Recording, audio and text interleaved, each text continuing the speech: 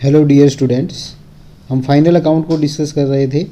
Final account में हमने सीखा कैसे हम trading account, profit loss account, manufacturing account और बैलेंस शीट बनाते हैं। अब हम एडजस्टमेंट्स के बारे में सीखेंगे। फाइनल अकाउंट्स में एडजस्टमेंट्स कैसे करते हैं।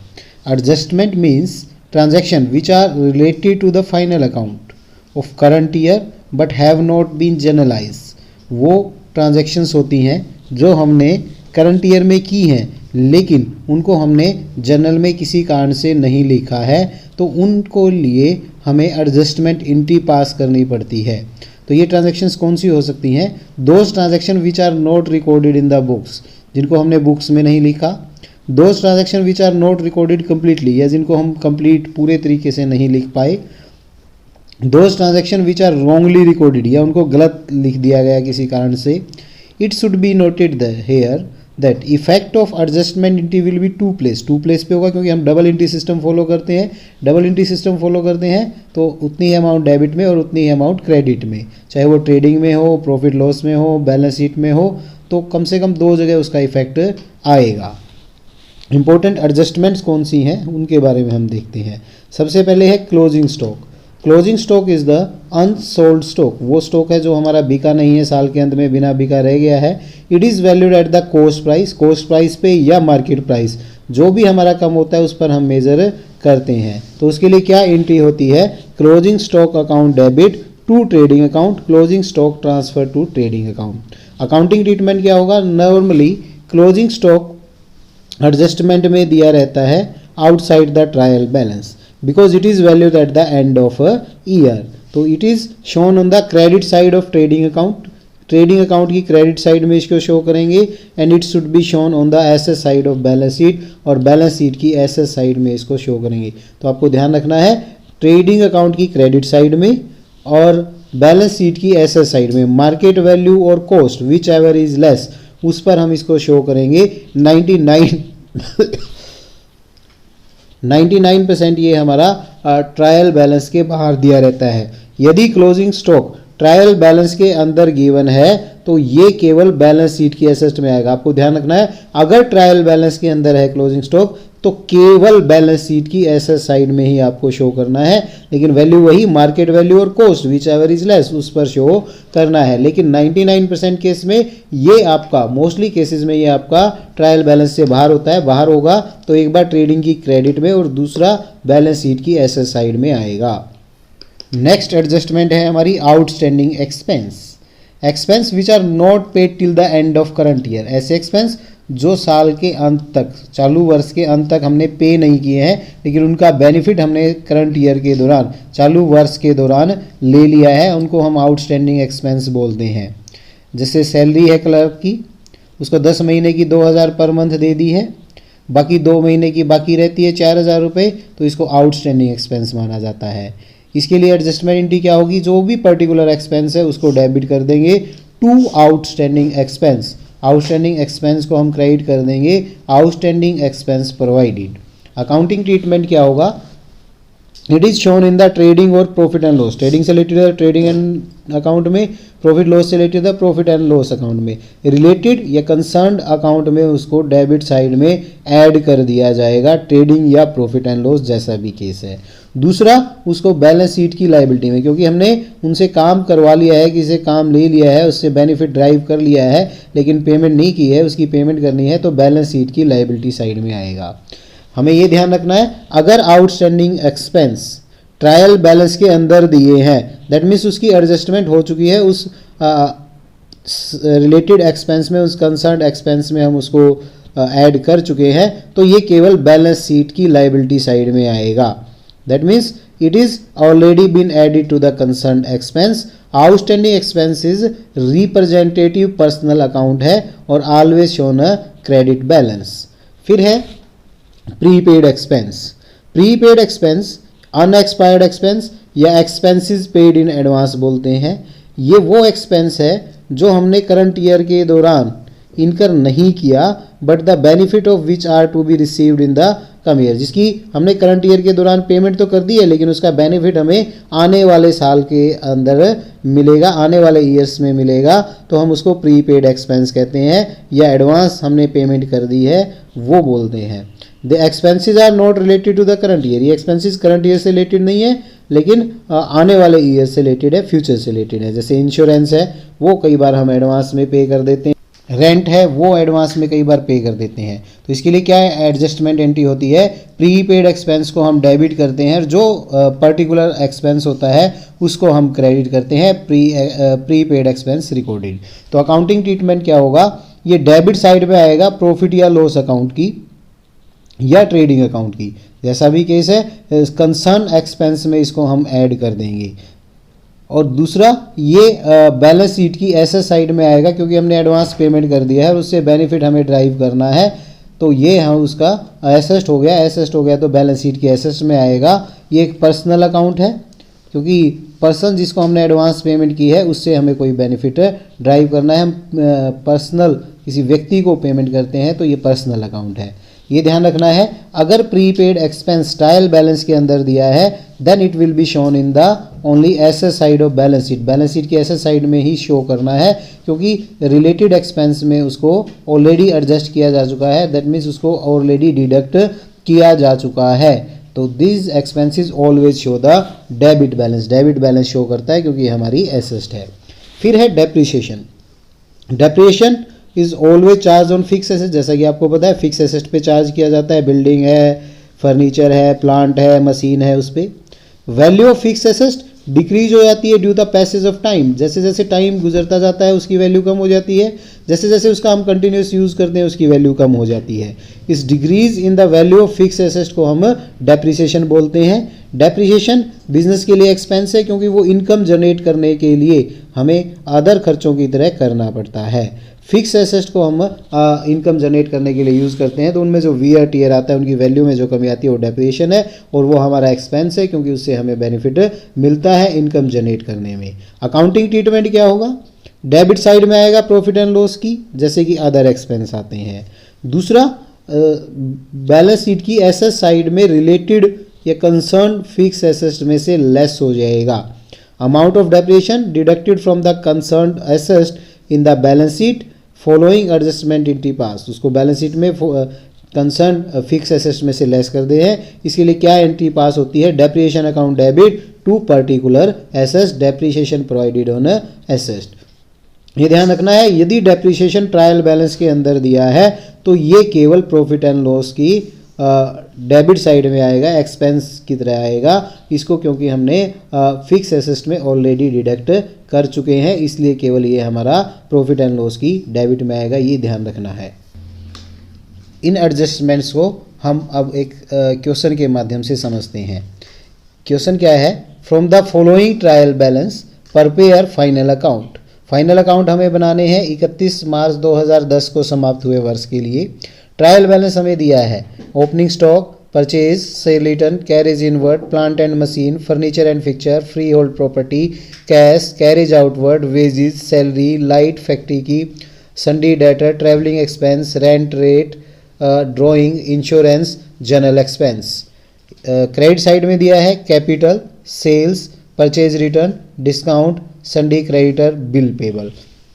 उसके बाद एडजस्टमेंट्स दी हैं, स्टॉक दिया है 31 मार्च 2010 को, that is closing stock, value है उसकी 30,000, मार्केट वैल्यू है 25,000।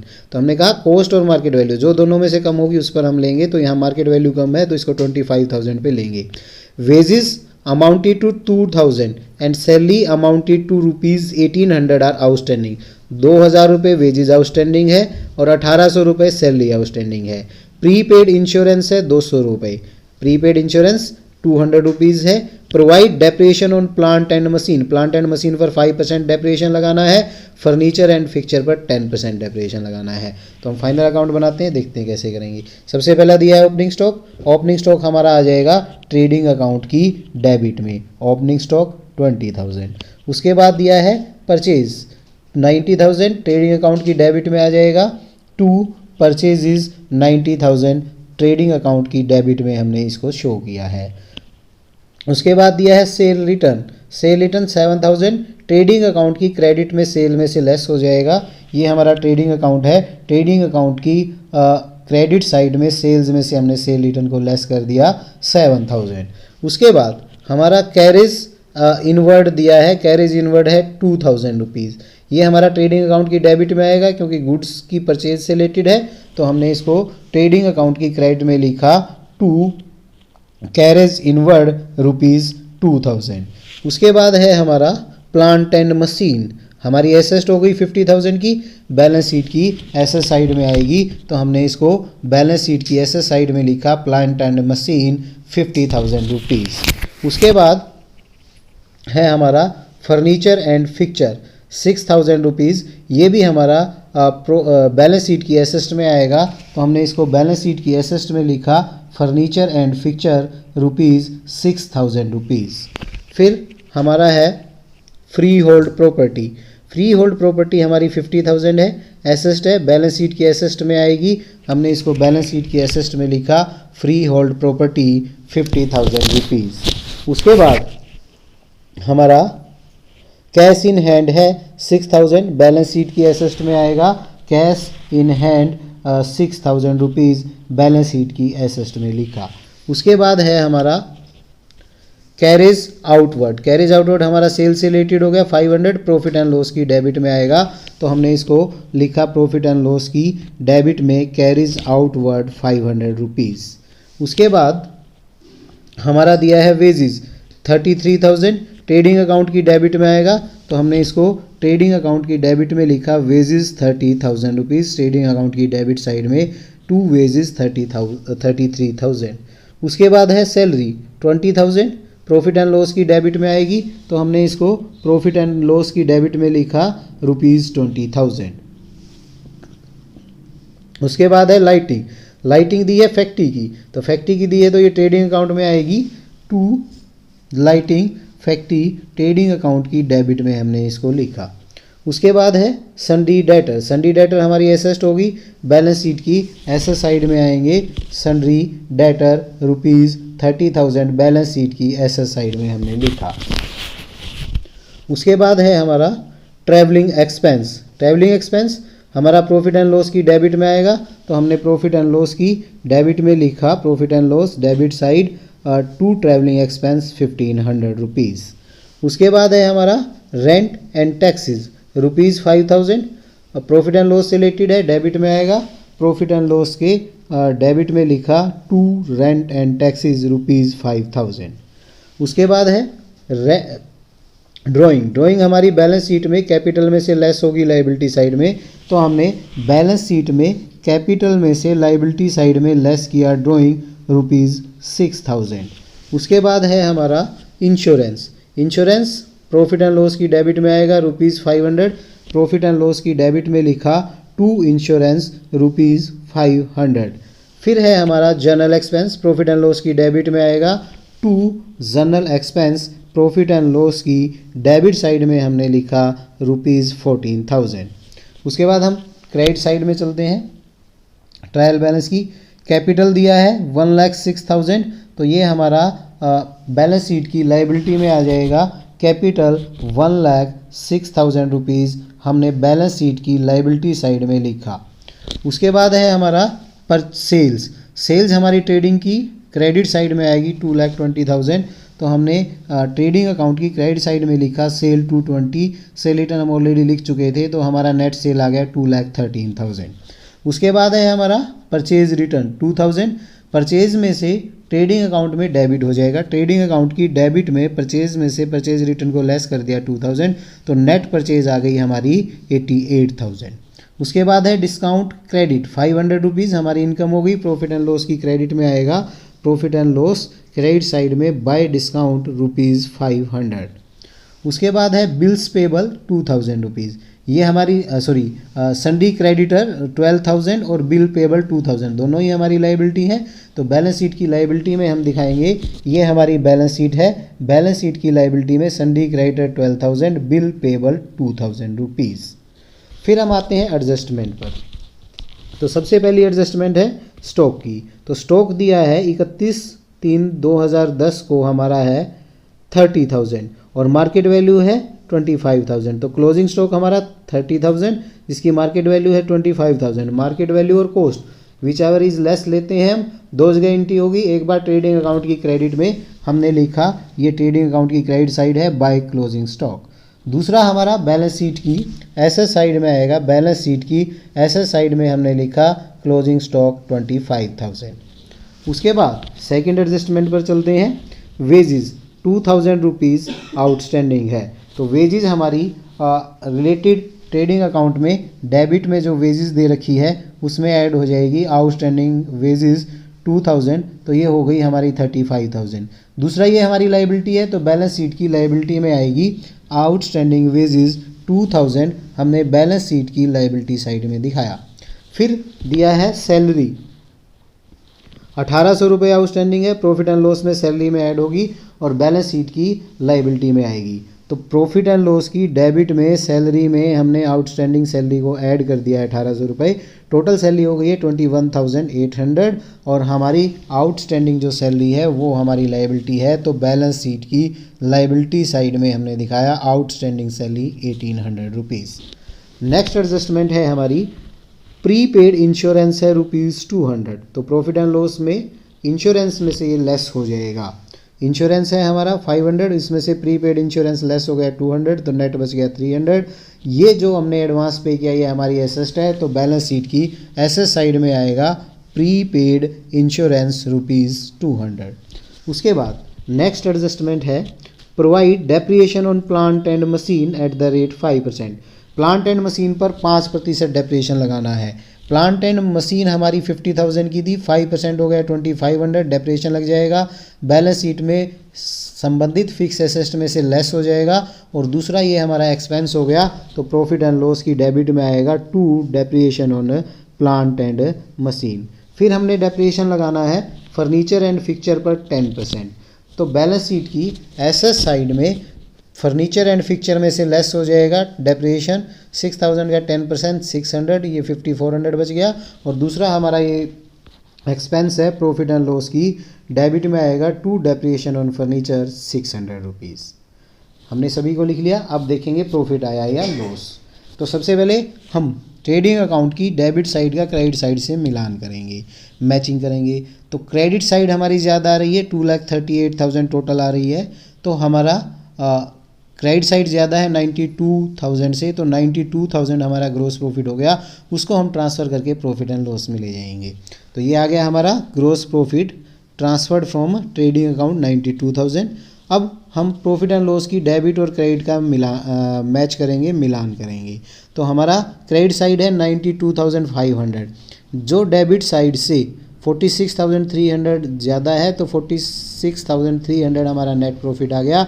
इसको हम कैपिटल अकाउंट में ले जाएंगे। ये बैलेंस शीट की लायबिलिटी साइड में कैपिटल में ऐड हो जाएगा। जो हमारी कैपिटल थी उसमें ड्राइंग लेस की थी, नेट प्रॉफिट हमारा ऐड हो जाएगा। तो हमारी नेट कैपिटल आ गई 1,46,300। लायबिलिटी साइड का टोटल करेंगे और एसेट साइड का, दोनों साइड का टोटल इक्वल आएगा। दैट मीन्स हमारा क्वेश्चन सही है और हमने जो किया है वो अब तक ठीक किया है। ये हमारा एक तरह से क्रॉस टैली का भी है और बैलेंस शीट का टोटल हमेशा इक्वल आता है। That's all for today. Thank you very much.